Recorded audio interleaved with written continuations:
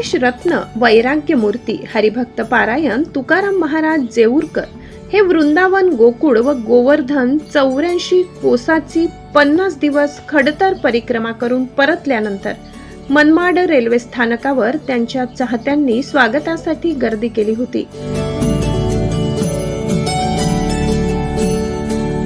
हरिभक्त पारायण तुकाराम महाराज यांचं आगमन होताच त्यांच्यावर पुष्पवृष्टी करत औक्षवण करून तसेच पुष्पहार घालून जोरदार स्वागत करण्यात आले। यावेळी राधे राधे हरिनामाच्या जयघोषाने रेल्वे स्थानक परिसर दुमदुमून गेला होता।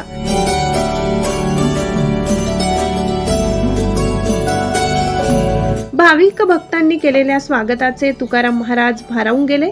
जय बाबांच्या आगमनाने त्यांच्या चाहत्यांमध्येही आनंदाचे वातावरण पाहायला मिळाले।